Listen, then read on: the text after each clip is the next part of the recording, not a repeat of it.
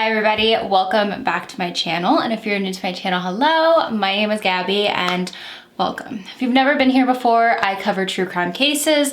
All of the cases that I cover, a little bit more on the vintage side. They're all basically 20 years or older. So if that's something you might be interested in, maybe go down below and click that subscribe button. And also make sure to turn on the post notifications to be notified every time that I upload. So I know that my videos for May were very limited. I realize that. There was just a lot going on in my personal life. I was not in the right headspace to research these cases because, of course, they're very sad to research into. So I took all my videos that I was going to do in May and I'm pushing them to June. June is also my birthday month, which I'm really excited about. My birthday's on the 22nd. Anyways, I have a lot planned for June, but we are going to be starting off June with a case that I didn't know I was originally going to do a video on. I just kind of came across this case because there were very recent updates in it and I dove very deep into the case and I was like, okay, I have to do a video on this case. And if we're getting technical, there's not just one case we're talking about, it's kind of two. You'll get what I mean when we get into the video. So let's just get right into it.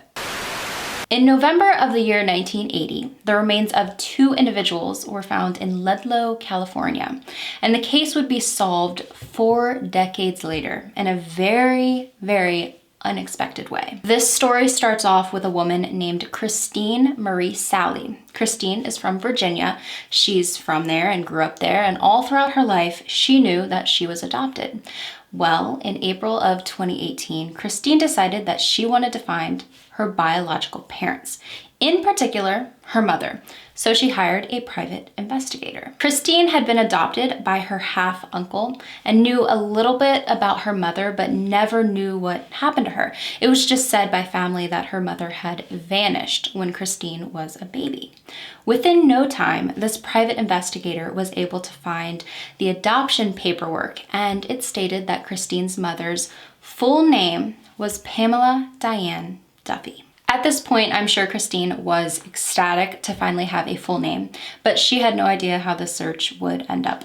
This private investigator decided that their next step in the search for Christine's parents was going to be uploading Christine's DNA onto GEDmatch. We have talked about GEDmatch in probably like half of my videos on my channel, but if you are not familiar with what they are, I will describe them a little bit according to GEDmatch's website. According to GEDmatch themselves, GEDmatch is a website for genetic genealogy research.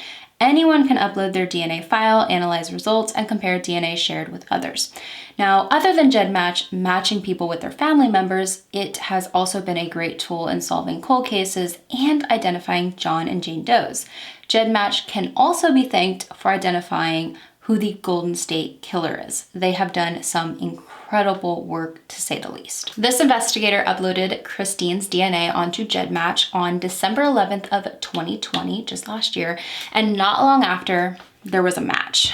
But it was not the type of match that anyone was expecting. GEDmatch found a parent-child match on their site between Christine and a woman's DNA who had been uploaded onto the site. And this woman was the victim of a homicide back in 1980. The victim's DNA had been uploaded on the site in the hopes of getting a match with one of her family members to eventually identify her. After this connection, they decided to do another DNA test to verify if this woman was actually Christine's mother. They did the DNA test and it came back positive. This homicide victim was Christine's mother, Pamela Dianne Duffey, who was 21 years old at the time of her murder. San Bernardino investigators were thrilled to finally have their Jane Doe identified. But if you remember at the beginning of this video, I said that there were 2 homicide victims. Pamela's deceased remains had not been found alone. They were next to an unknown male's remains. On November 17th of 1980, an archaeologist had discovered the shallow grave of 2 homicide victims in the Mojave Desert off Highway 66, a few miles east of Ludlow, California. The victims were a female and male who were both found completely naked and had not been there a long time. Authorities were notified immediately and autopsies were done very soon after. The victims' causes of death were a combination between gunshot wounds and blunt force trauma to their heads.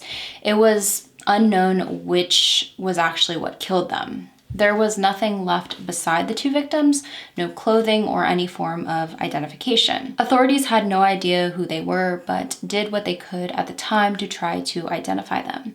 In the end, they were unable to until 40 years later. The female, like we discussed, was discovered to be Christine's mother, Pamela Dianne Duffey. Not much is known about Pamela by her daughter. Christine just knows small details like the fact that her mother played the flute in high school, dropped out of school to get her GED, and that she most often went by her middle name, Diane. Poor Christine still doesn't, to this day, know a lot. All in all, though, we know the identity of the woman. Who was the man, though? Well, Christine ended up solving that mystery as well. She told authorities that from what she found out about her mother, that before her mother had vanished, her mother had been dating a man who her mother called Digger Lane, and that this Digger Lane was said to be a convict in Virginia, and that he and her mother were planning to hitchhike cross country together, working odd jobs after he was released. This nickname, Digger Lane, although a bit unique, wasn't much to go off of. Authorities didn't know how they would find an actual name from this nickname, but they were determined to because this man's DNA was in GEDmatch as well, and there had been no matches for him. But going off of the name Lane, they did find a man with the last name Lane, who to them seemed like could be their John Doe, their other victim. The man's name was William Everett Lane, and he served time in a Virginia prison. In his arrest report, he stated his address was somewhere in Jacksonville, Florida. Well, authorities tracked down William's family members in Jacksonville, Florida. They told them what was going on with the case and asked for a DNA sample to compare to their John Doe that was found beside Pamela Dianne Duffey in the Mojave Desert in 1980. They obtained DNA directly from William's mother, and the DNA test came back a positive match. The John Doe was in fact William Everett Lane, who was 20 years old at the time of his death. So after 4 decades, 2 homicide victims were finally identified. The first as 21-year-old Pamela Dianne Duffey and the second as 20-year-old William Everett Lane. They were dating in 1980, and based on records, Pamela had signed over her maternal rights in June of 1980. And from there, her and William went to travel across the country, later being the victims of a murder. Both of their families never filed a missing persons report because they figured both started new lives elsewhere and didn't want to be found, which is something that we hear very often in these cases I discuss on my channel. Only in recent years did their loved ones consider that the two may be dead, and they were for 40 years now. But we have 2 homicide victims. You gotta think, who was their killer? Now, most of the time in John and Jane Doe cases, the John or Jane Doe will be identified and then they try to find the killer. In this case though, before these 2 were even identified, authorities already suspected a man of being the one responsible for taking their lives. His name, because he's still alive in today's time, is Howard Neal. Howard Neal has been sitting in prison since the year of 1982. Why, you ask? Well, for crimes that I'm gonna go over right now, but crimes that make my stomach churn. During very early 1981, Howard Neal, his 19-year-old wife Darla, and their daughter had been traveling around the country after Howard was laid off from work as an oil field worker when they were living in Texas. They were drifters. They were all over the place. In January of 1981, they decided to stop in Lawrence County, Mississippi to visit Howard's brother, Bobby Neal. This is also where most of the rest of Howard's family lived as well. According to Darla, which is Howard's wife, she said that while they were in Lawrence, Mississippi, they were staying at a motel, and Howard left her and their daughter there to go see his brother, Bobby. Hours later, he came back and told her that his brother didn't want him around. After that, they left the motel and were on the road again. But it's what happened in those few hours Howard was gone that is completely terrifying. In those few hours, Howard did in fact go see his brother Bobby. But what happened, I have no words for. As the story goes, Bobby, Howard's brother, was divorced from his wife. He was living on his own in Monticello in Lawrence County, Mississippi, and his daughter, Amanda Joy Neal, would visit him often from where she lived with her mother in Hattiesburg, Mississippi, which is over an hour east. On Friday, January 23rd, 1981, Amanda left her house with her mother to spend the weekend with her father, Bobby. The next evening, Bobby and Amanda drove to Bobby's sister, Betty's home to pick up Betty's daughter, which is also Amanda's cousin, Melanie Sue. Amanda and Melanie were very close. Other than cousins, they were great friends. They were basically best friends. Amanda at the time was 13 years old and Melanie was 12 years old. They were planning on having a sleepover that night and attending church the next morning with Amanda's father, Bobby. Well, they didn't attend church the next morning, and that evening of January 24th was the last time anyone saw Bobby, Amanda, or Melanie alive. The bodies of the two girls were found in a forest in Lawrence County in early February, about 20 miles from Bobby's home. Both had been raped and murdered. Amanda's body was found by a man on his way to his usual fishing hole, and she had been found about 900 yards away from Melanie's body.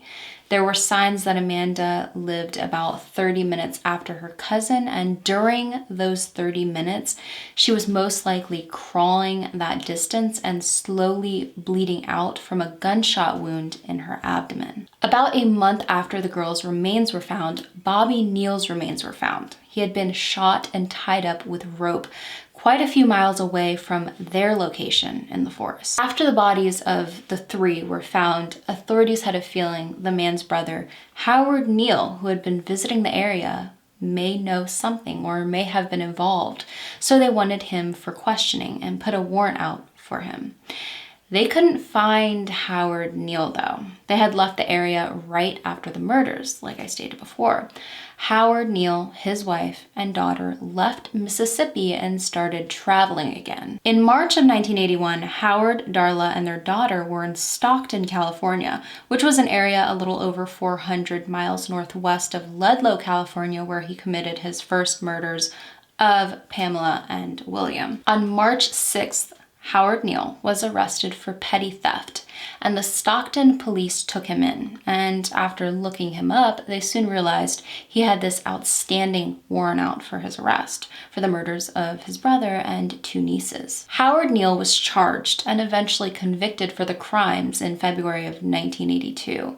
He testified as not guilty, but eventually came forward with what he says happened the day of the murders. According to Howard, he said that the day of Sunday, January 25th, 1981, he went to his brother's home at around 9 a.m., about 3 hours after getting to the motel that he and his family were staying at.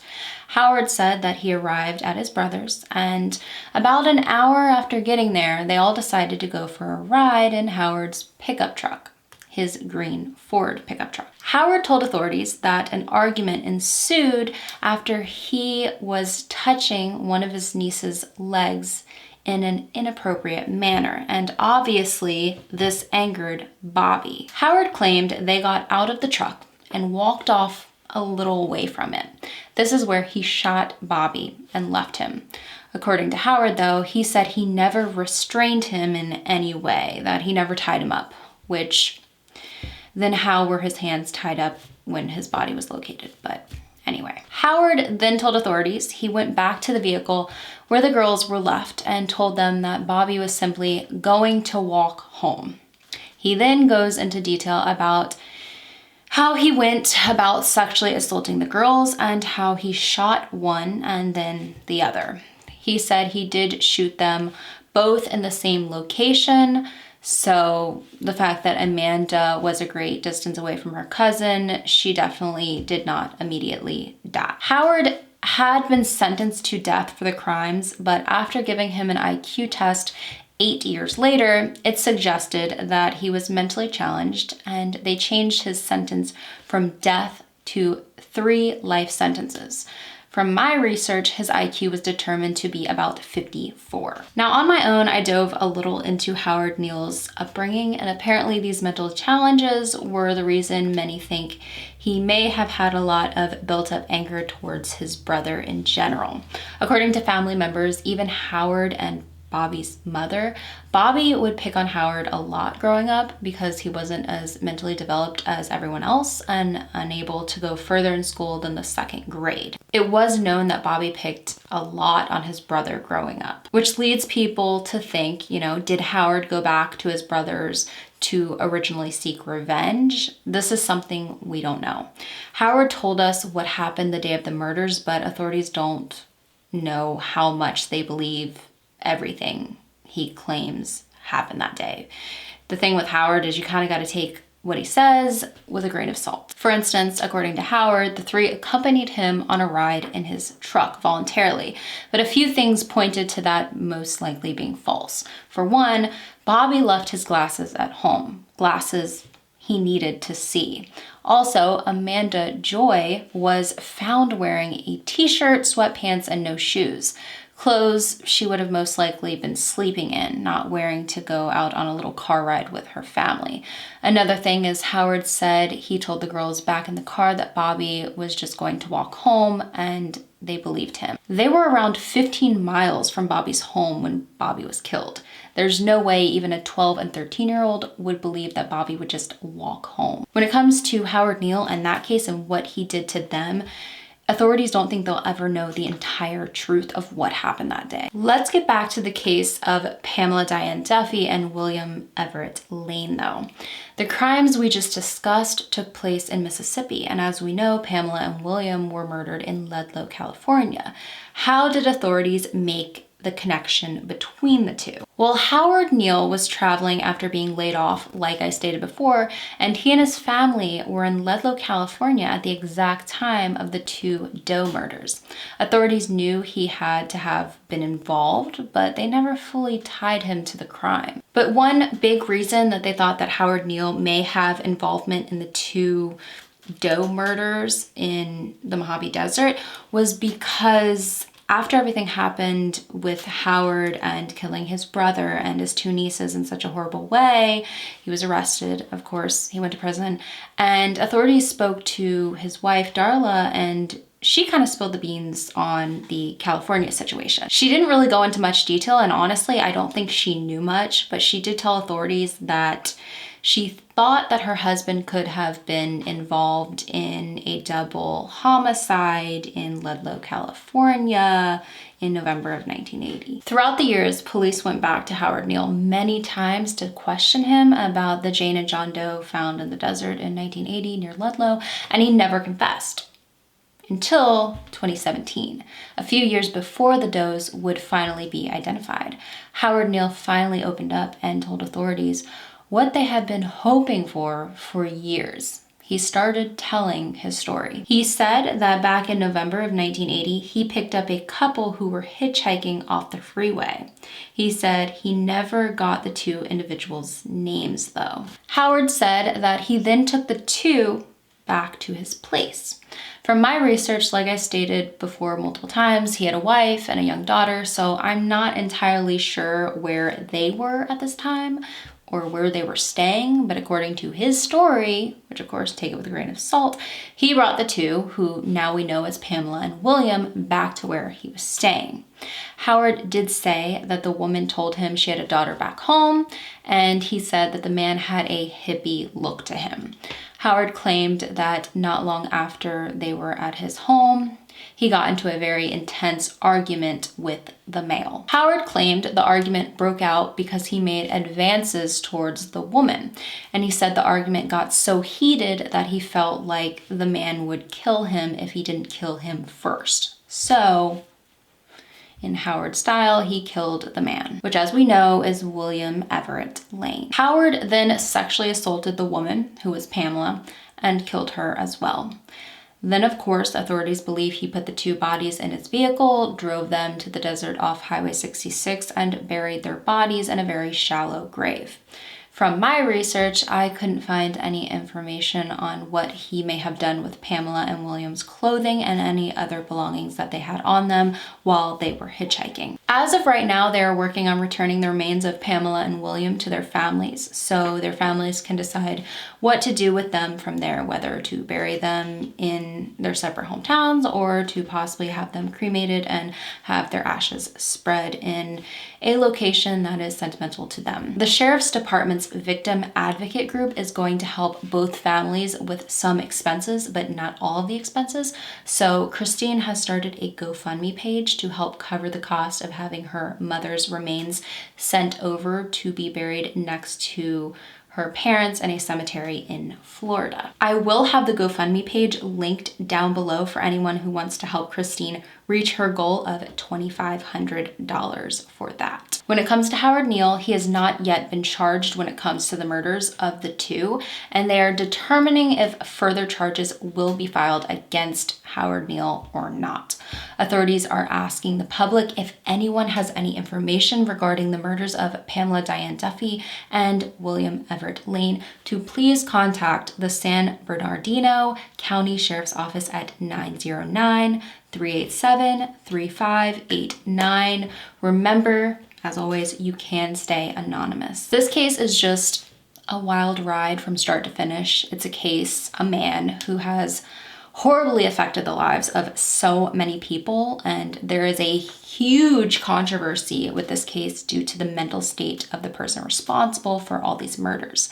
Many people, including Howard and Bobby's own mother, feel like Howard doesn't deserve to be in prison because of his extremely low IQ level and the fact that he does have mental challenges. Experts, though, have looked at this case and they say, yes, he has a low IQ, yes, he is mentally challenged, but they say that he was able to have a wife, have a child, care for this child. He was able to provide for his family in some way with his job. He traveled around the country. He was able to drive. He was able to check into a motel. He was able to do everyday things.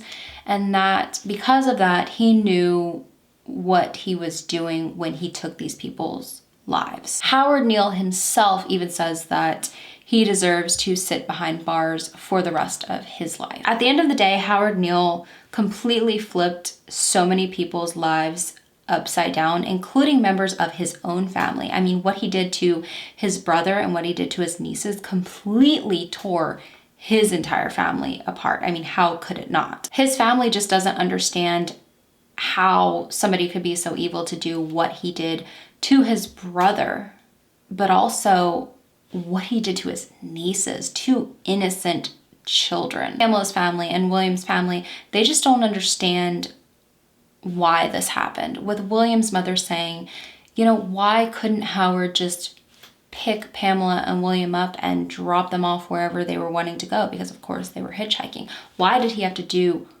what he did? Was it because he was so angry, because he just wanted to kill somebody? Was it sexually motivated? What was it? Pamela had to see her boyfriend get shot in front of her and then go on to be raped by the man who did it and have her own life taken the same way. Pamela and William were troubled kids who had their run-ins with the law most often because they didn't have the money to provide for themselves. They didn't deserve that kind of conclusion to their lives. To end this entire video though, because I know you all are probably wondering, Christine, she was on this mission to find her parents, which is two people, her mother and her father. She discovered who her biological mother was and her mother's horrible fate. When it comes to her father, she has not yet located her biological father. There was a man's name written on her birth certificate. A DNA test was done and the man is not her father. So she is also on a search for this man in today's time. And I hope that she does find him eventually. I think William's mother put it the best when at the end of an interview with sbsun.com, she said, "I know everything happens for a reason, but for the life of me, I can't figure out the reason for this." And I think that sums up most of the cases that I cover. So that is the case of Pamela Dianne Duffey, William Everett Lane, Bobby Neal, Amanda Joy Neal, and Milani Sue. But with all of that being said, let me know your thoughts about this case down below in the comments, like always. And of course, leave some love down in the comments as well for the families of all of the victims. Thank you for taking a little bit of time out of your day to watch today's case. It was a crazy one, I know. I have a lot of similar cases ready for you all in June, so get ready for that. And I will see you all in the next one.